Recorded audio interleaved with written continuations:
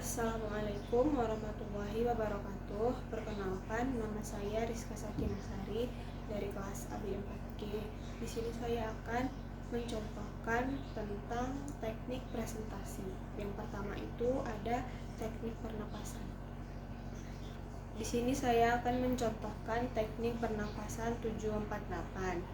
7. Tarikan dari perut sambil mengembangkan perut, lalu tahan selama 4 detik dan hembuskan dari mulut selama 8 detik. Berikut contohnya.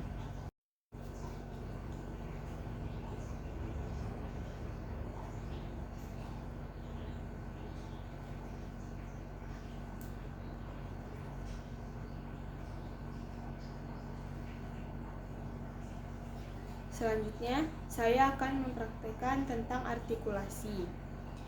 Pataka bagada, pitiki bigidi, putuku bugudu, PTK BGD, potoko bogodo. Lalu yang ketiga, saya akan mempraktekkan tentang tongue twister.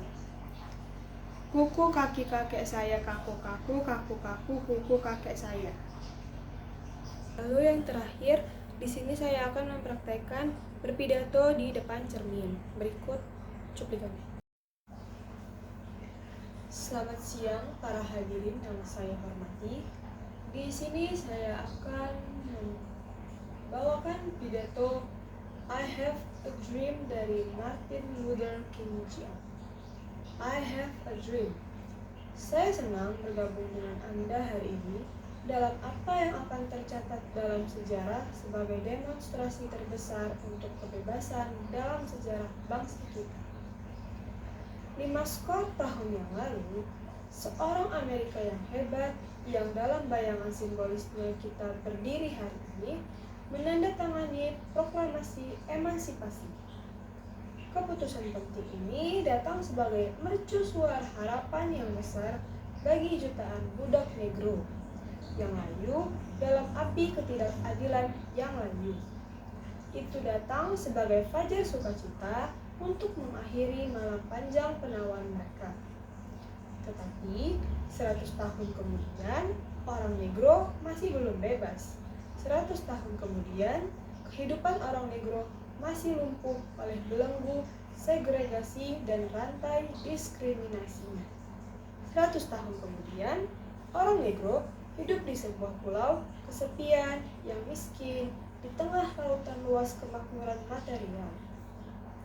100 tahun kemudian, orang negro masih layu di sudut-sudut masyarakat Amerika dan mendapati dirinya diasingkan di tanahnya sendiri. Jadi, kita datang ke sini hari ini untuk mendramatisir kondisi yang memalukan. Dalam arti tertentu, kita telah datang ke ibu kota bangsa kita untuk mencairkan cek. Ketika arsitek republik kita menulis kata-kata indah, konstitusi, dan deklarasi kemerdekaan, mereka menandatangani surat promes yang setiap orang Amerika akan jatuh warisannya. Catatan ini adalah janji bahwa semua orang yang pria kulit hitam serta pria kulit putih akan dijamin hak-hak hidup, kemerdekaan, dan pengejaran kebahagiaan. Hari ini jelas bahwa Amerika telah gagal untuk menghormati suatu promes ini sejauh menyangkut warga negara kulit berwarna. Alih-alih menghormati kewajiban suci ini, Amerika telah memberi orang negro cek buruh. Cek yang telah dikembalikan bertanda dana tidak mencukupi. Tetapi kita menolak untuk percaya bahwa Bank Keadilan bangkrut. Kita menolak untuk percaya bahwa tidak ada cukup dana di brankas kesempatan bangsa ini. Jadi, kita telah datang untuk mencairkan cek ini.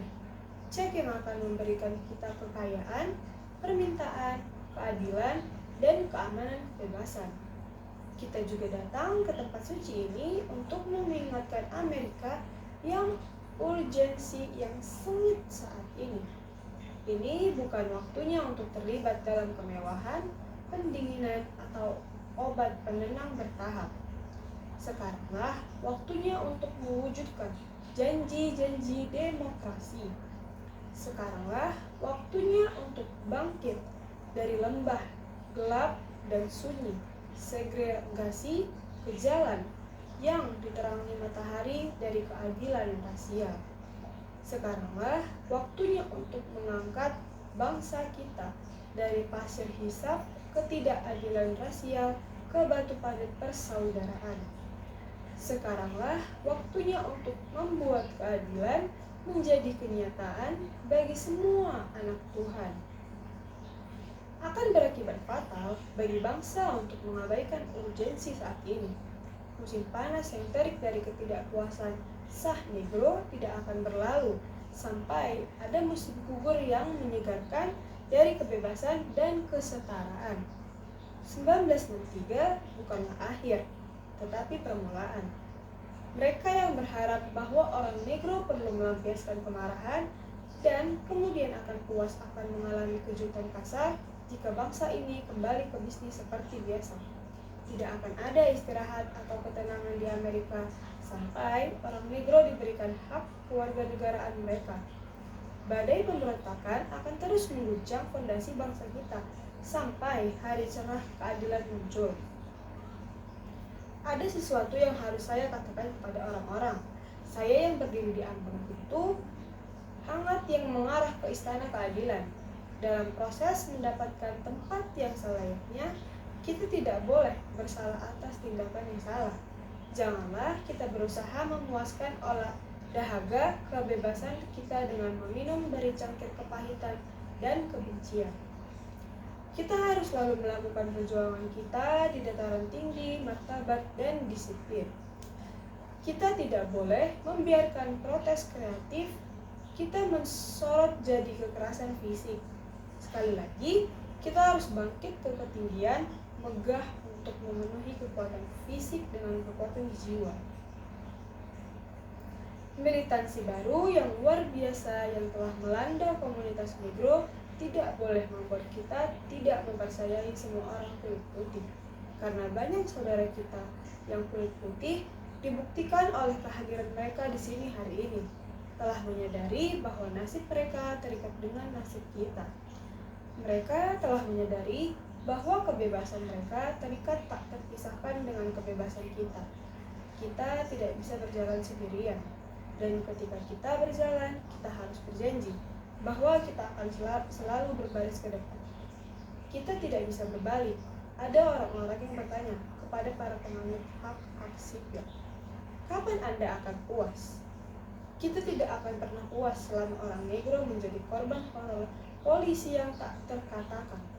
Kita tidak akan pernah puas selama tubuh kita yang lelah karena perjalanan yang berat tidak bisa mendapatkan penginapan di motel, jalan raya, dan hotel-hotel kita. Kita tidak akan pernah puas selama mobilitas dasar orang negro adalah dari ghetto yang lebih kecil ke lebih besar.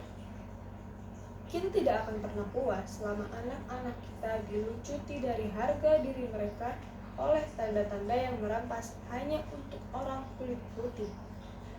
Kita tidak akan pernah puas selama orang negro di Mississippi tidak dapat memilih dan seorang negro di New York percaya dia tidak memiliki apapun untuk dipilih. Tidak. Kita tidak puas dan kita tidak akan puas sampai keadilan mengalir seperti air kebenaran dan seperti aliran yang deras. Saya tidak lupa bahwa beberapa dari Anda telah datang ke sini dari cobaan besar dan kesengsaraan. Beberapa dari Anda baru saja datang dari sel penjara yang sempit. Beberapa dari Anda telah datang dari daerah-daerah di mana upaya Anda untuk kebebasan telah membuat Anda babak belur oleh badai penganiayaan dan terhuyung-huyung oleh angin kekejaman polisi. Anda telah menjadi veteran penderitaan kreatif. Teruslah bekerja dengan keyakinan bahwa penderitaan yang tidak pantas bersifat penebusan. Kembalilah ke Mississippi, kembalilah ke Alabama, kembalilah ke South Carolina, kembalilah ke Georgia, kembalilah ke Louisiana, kembalilah ke komun dan ghetto di kota-kota utara kita. Mengetahui bahwa Entah bagaimana situasi ini bisa dan akan diubah. Janganlah kita bergelut di lembah keputusan. Jadi, saya katakan kepada Anda hari ini, teman-teman saya, bahwa meskipun kita menghadapi kesulitan hari ini dan besok, saya masih memiliki mimpi.